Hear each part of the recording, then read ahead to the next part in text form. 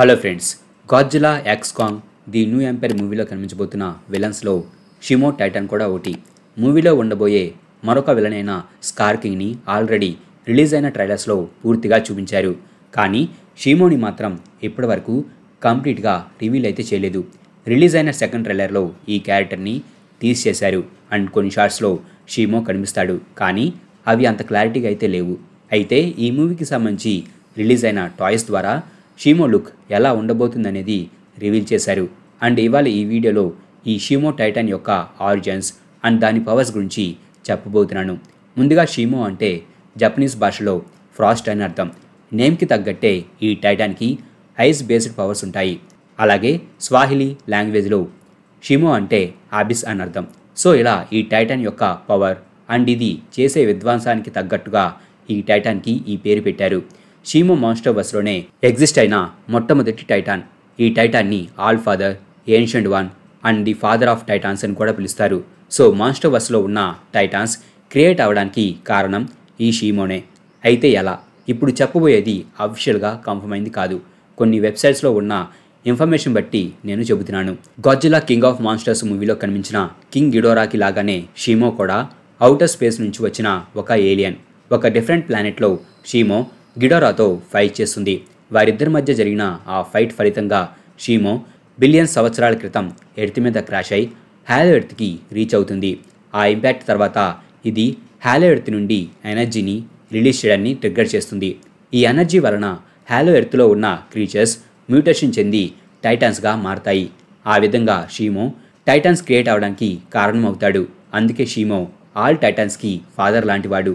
అలాగే కొంతమంది ఫ్యాన్స్ చెబుతున్న దాని ప్రకారం 2400 నుంచి 2100 మిలియన్స్ ఇయర్స్ మధ్యలో ఏర్పడిన హురోనియన్ అనే ఫస్ట్ ఐసేజ్కి కారణం షిమోనే. ఈ మొట్టమొదటి ఐసేజ్ 300 మిలియన్ ఇయర్స్ వరకు ఉంది. అండ్ 50,000 BCలో కింగ్ గిడోరా ఎర్త్ మీదకు వస్తాడు. అండ్ హాలో ఎర్త్లో ఉన్న గాడ్జిలా జాతికి చెందిన కొంతమంది మెంబర్స్ని గిడోరా చంపుతాడు. అలాగే భూమిపైన ఉన్న సివిలైజేషన్స్లని డిస్ట్రాయ్ చేస్తాడు. అప్పుడు అలర్ట్ అయిన షిమో మళ్ళీ గిడోరాతో ఫైట్ చేస్తాడు. ఈ బ్యాటిల్లో గాడ్జిలా కూడా వారితో ఫైట్ చేస్తుంది.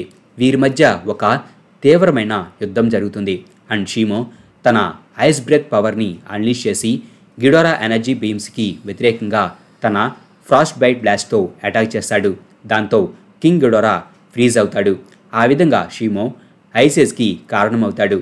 అండ్ గిడోరాతో పాటు చాలా టైటాన్స్ కూడా ఈ టైంలో ఫ్రీజ్ అవుతాయి. ఈ బ్యాటిల్ ఎండ్ అయిన తర్వాత గాడ్జిలా అండర్గ్రౌండ్లో ఉన్న తన ప్లేస్కి వెళ్ళిపోతుంది. అండ్ షిమో హాలో ఎర్త్కి వెళ్ళిపోతాడు. మరి రాబోయే మూవీలో షిమో ఆరిజిన్స్ని చూపిస్తారో లేదో చూడాలి. ఈవెన్ కింగ్ గిడోరా ఆరిజిన్స్ని కూడా ఇంకా పూర్తిగా రివీల్ చేయలేదు. అలాగే షిమో టైటాన్స్ క్రియేట్ అవ్వడానికి కారణం కాబట్టి ఇతను మిగిలిన టైటాన్స్ కంటే కూడా స్ట్రాంగ్, అలాగే చాలా ఓల్డ్ కూడా. గాడ్జిలా ఏజ్ వచ్చేసి అరౌండ్ 250 to 300 మిలియన్ ఇయర్స్, కానీ షిమో బిలియన్ ఇయర్స్ నుంచే ఉన్నాడు. అలాగే Godzilla height 393 feet, Kong height 337 feet. ఇవి గాడ్జిలా వర్సెస్ కాంగ్ మూవీ టైంలో వీటి height. Skull island and Godzilla మూవీస్లో కంటే కూడా ఇవి ఇప్పుడు ఇంకా హైట్ అయ్యాయి. సో ఈ మూవీలో ఈ క్యారెక్టర్స్ ఇంకా కొంచెం హైట్గా కనిపించవచ్చు. స్కార్ కింగ్ హైట్ వచ్చేసి 400 ఫీట్. ఇక షిమో 4 లెగ్స్ మీద ఉంటే 400 feet tall.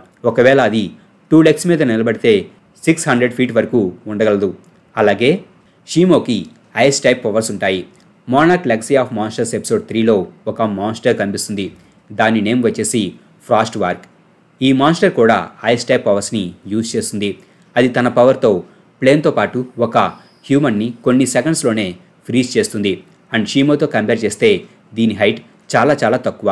So ice power కలిగిన ఇంత చిన్న టైటానే ఎంత పవర్ఫుల్ అనేది మనం ఆ సిరీస్లో చూసాం. ఇక 400 నుంచి 600 ఫీట్ వరకు ఉండే, అందులోనూ ఆల్ టైటాన్స్కి ఫాదర్ లాంటి వాడైన షిమో యొక్క ఐస్ బ్రెత్ పవర్ ఇంకెంత స్ట్రాంగ్గా ఉండబోతుంది అనేది ప్రత్యేకించి చెప్పనవసరం లేదు. షిమో యొక్క ఈ ice breath power Godzilla atomic breath కంటే కూడా స్ట్రాంగ్. ఎందుకంటే ఈ మూవీకి సంబంధించిన సెకండ్ ట్రైలర్లో మీరు చూస్తే షిమో కాంగ్ మీద తన ఫ్రాస్ట్ బైట్ బ్లాస్ట్తో అటాక్ చేస్తాడు. అప్పుడు కాంగ్ తన యాక్స్తో దానిని ఆపడానికి ప్రయత్నిస్తాడు. కానీ ఆ పవర్ ఆ యాక్స్ని అండ్ కాంగ్ హ్యాండ్ని కూడా ఫ్రీజ్ చేస్తుంది. అంతేకాదు ఈవెన్ కాంగ్ని కూడా ఆ పవర్ వెనుకకు నెడుతుంది. కానీ గాడ్జిలా వర్సెస్ కాంగ్ మూవీలో గాడ్జిలా తన అటామిక్ బ్రెత్ పవర్తో కాంగ్ మీద అటాక్ చేసినప్పుడు కాంగ్ తన యాక్స్తో ఆ అటాక్ నాపి గాడ్జిలా మీద అటాక్ చేస్తాడు. సో గాడ్జిలా యొక్క అటామిక్ బ్రెత్ పవర్ కాంగ్ని వెనుకకు పుష్ చేయలేకపోతుంది. కానీ రాబోయే ఈ మూవీలో మాత్రం Godzilla atomic breath power Shimo ice breath పవర్కి ఈక్వల్గా ఉండవచ్చు. ఎందుకంటే ఈ మూవీలో గాడ్జిలా పింక్ ఫామ్లోకి ఎవాల్వ్ అయ్యింది. సో గాడ్జిలా ఇంతకుముందు కంటే కూడా ఇప్పుడు మరింత స్ట్రాంగ్గా కనిపించబోతుంది. అయితే షిమో తన పవర్తో ఎనిమీస్ని ఫ్రీజ్ చేయడమే కాదు, ఈవెన్ ఐసేజ్ని క్రియేట్ కూడా చేయగలడు. అందుకే గాడ్జిలా అండ్ కాంగ్లు భయపడేది. మరి Kong and Godzilla versus Skar King and షిమోల మధ్య జరగబోయే బ్యాటిల్ ఎలా ఉండబోతుందని మీరు అనుకుంటున్నారో కింద కామెంట్ బాక్స్లో రాయండి. మా ఈ వీడియో మీకు నచ్చినట్లయితే ప్లీజ్ లైక్ చేయండి, షేర్ చేయండి. మా ఛానల్ని మీరు ఇంకా సబ్స్క్రైబ్ చేసుకున్నట్లయితే ప్లీజ్ మా ఛానల్ని సబ్స్క్రైబ్ చేసుకోండి. అలాగే మా వీడియోస్ నోటిఫికేషన్ రూపంలో మీకు ఎప్పటికప్పుడు అప్డేట్స్గా రావాలంటే పక్కనున్న బెల్ ఐకాన్ క్లిక్ చేయండి.